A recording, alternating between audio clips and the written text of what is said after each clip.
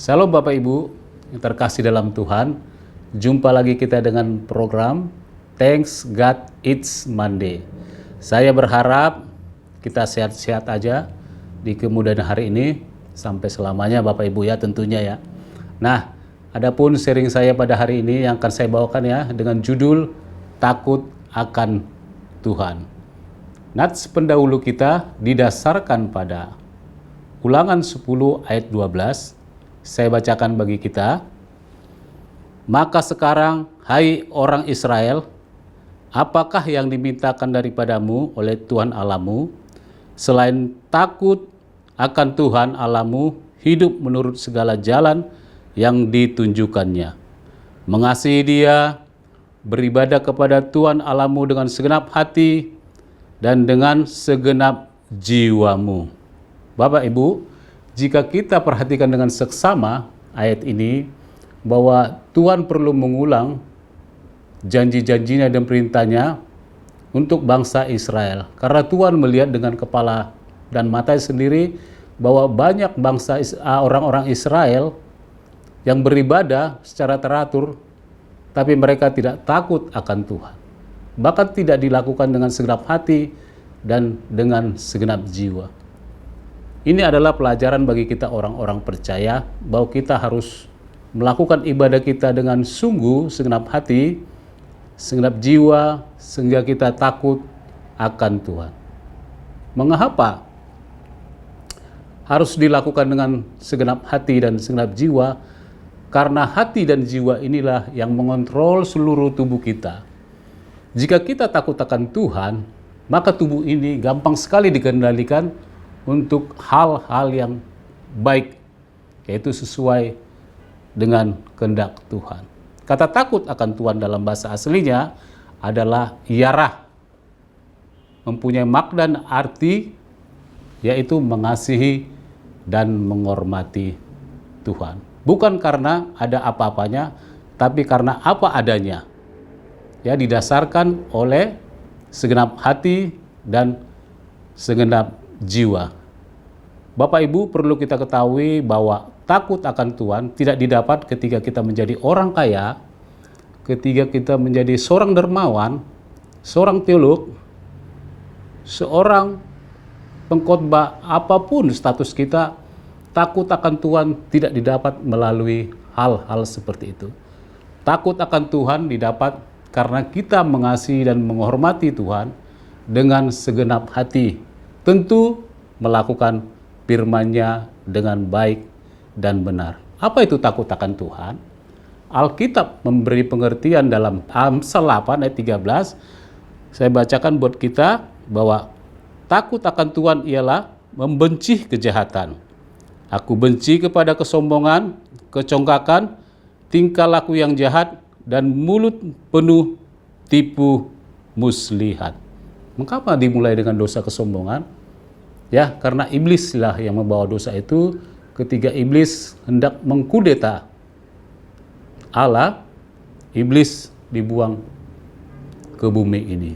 Ada sifat Bapak Ibu ya yang dibawa iblis, yaitu kesombongan, kecongkakan, tingkah laku yang jahat, dan mulut tipu muslihat. Ini sangat berbahaya Bapak Ibu. Jika diramu sifat ini menjadi satu, maka timbullah namanya orang yang munafik. Ya, tidak percaya Tuhan dan tidak bersandar kepada Tuhan. Dia bersandar kepada dirinya sendiri dan pemikirannya Bapak Ibu ya. Nah, keempat sifat tadi yang kita bacakan tadi dalam Amsal 8 ayat 13 itu adalah produk iblis Bapak Ibu. Bukan produk Allah. Jadi jika kita mengkonsumsi produk iblis itu, maka ada 3 hal yang terjadi dalam diri kita. Pertama adalah kita akan gagal paham akan kehendak Allah.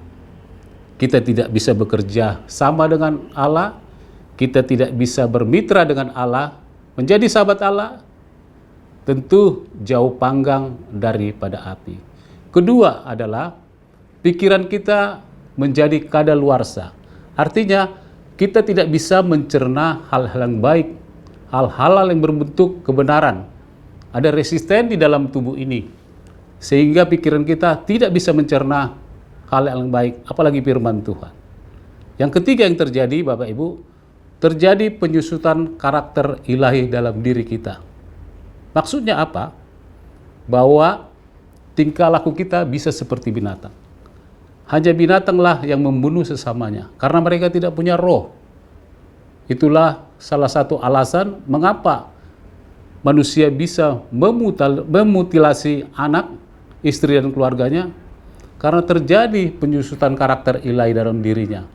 Firman Tuhan berkata bahwa kita diciptakan segambar dengan Allah, dalam rupa Allah, dalam karakter Allah.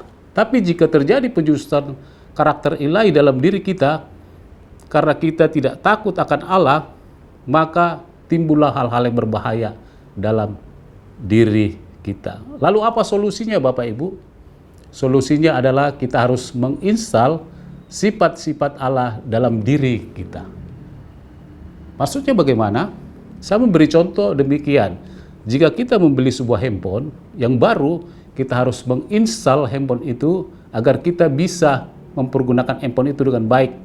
Dalam kata lain, kita bisa berselancar dalam dunia maya. Nah, jika kita menginstal sifat-sifat Allah dalam diri kita, maka kita bisa berselancar dalam dunia rohani. Saya mempelajari ada dua sifat Allah. Pertama adalah sifat Allah yang unik dan sifat Allah tidak unik. Sifat Allah yang unik adalah sifat yang Allah hanya punya sifat itu. Maksudnya hanya Allah yang mempunyai sifat itu, manusia tidak mempunyai sifat itu. Seperti dan semisal contohnya ya, Maha Adil, Maha Kuasa, Maha Kudus. Nah, itulah sifat yang unik daripada Allah, dan banyak lagi Bapak Ibu ya. Nah, sifat yang tidak unik adalah sifat yang dipunyai Allah tapi dipunyai juga oleh manusia. Ya, apa itu? Buah roh Bapak Ibu ya. Kasih, sukacita, damai sejahtera, dan selanjutnya ada 9 buah roh dicatat dalam Galatia 5 ayat 22. Nomor 1 dan nomor 2 dan nomor 3 adalah itu berhubungan dengan Tuhan, vertikal. Nomor 4, nomor 5, nomor 6 berhubungan dengan horizontal sesama kita. Nomor 7, nomor 8, urutan nomor 9 itu berhubungan dengan diri kita sendiri. Jika kita menginstal dan mengkonsumsi sifat-sifat Allah itu dengan benar, maka kita berhasil dibuatnya untuk takut akan Tuhan. Sebaliknya, jika kita mengkonsumsi sifat-sifat iblis, kita akan menjadi sama dengan dia. Kita tahu bahwa hanya 2 program dan tujuan iblis dalam dunia ini, yaitu membunuh dan membinasakan. Kalau itu terjadi dalam diri kita, sungguh kita adalah orang yang berbahaya, orang yang tidak takut akan Allah. Kita adalah penentang-penentang Allah. Kita tidak menjadi berkat dalam dunia ini, apalagi dalam lingkungan kita, juga dalam tempat kita di mana kita beribadah. Ya Bapak Ibu, nah lalu apa berkatnya kalau kita takut akan Tuhan? Saya mencatat ada 2 berkat orang yang takut akan Tuhan. Pertama adalah ada pemeliharaan Tuhan. Saya bacakan ayatnya untuk kita dalam Amsal 14 ayat 26 sampai 27. Dalam takut akan Tuhan ada ketentraman yang besar, bahkan ada perlindungan bagi anak-anaknya. Takut akan Tuhan adalah sumber kehidupan, sehingga orang terhindar dari jerat maut. Ya, kita tahu bahwa dunia ini Bapak Ibu tidak aman. Kemanapun kita pergi, dunia ini tidak aman. Kita bisa menyewa 100 security hanya untuk rumah kita dan pribadi kita. Ya, 20 di depan, 20 di belakang, 20 samping kiri, 20 di samping kanan, bahkan di atas loteng kita bisa bikin lebih lagi security. Tapi itu terbatas sifatnya. Karena itu bukan dalam pemeliharaan Tuhan. Itu tingkatannya adalah tingkatan jiwa, ya. Karena manusia ini punya keterbatasan. Itu bisa diterobos oleh iblis. Tapi jika kita takut akan Tuhan, maka Tuhan pelihara kita dengan rohnya, ya. Roh Tuhan yang bekerja untuk memelihara kita. Dan itu tidak bisa diterobos oleh iblis. Iblis aja tidak bisa menerobos, apalagi manusia.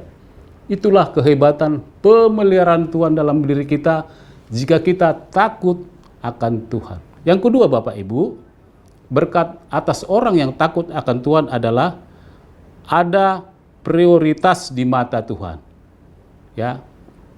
Maksudnya bagaimana? Saya menggambarkan seorang aktor dan kameraman. Kemanapun aktor itu pergi, kameraman itu selalu mengikuti aktor itu.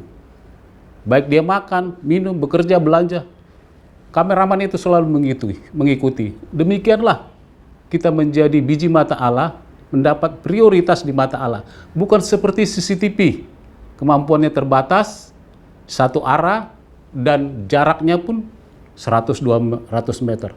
Tapi kameraman itu selalu mengikuti. Sungguh hebat ya. Jika kita menjadi orang yang takut akan Tuhan, kita mendapat prioritas di mata Allah. Dunia membuat suatu rumusan dengan namanya teori probabilitas, artinya teori keberuntungan. Tapi di dalam Tuhan, di dalam Alkitab tidak ada teori keberuntungan. Yang ada adalah kepastian akan jaminan pemeliharaan Tuhan bagi kita. Dengan syarat apa? Kita takut akan Tuhan dan melakukannya dengan segenap hati. Kiranya firman Tuhan ini menjadi berkat buat kita. Tuhan memberkati. Mari kita berdoa.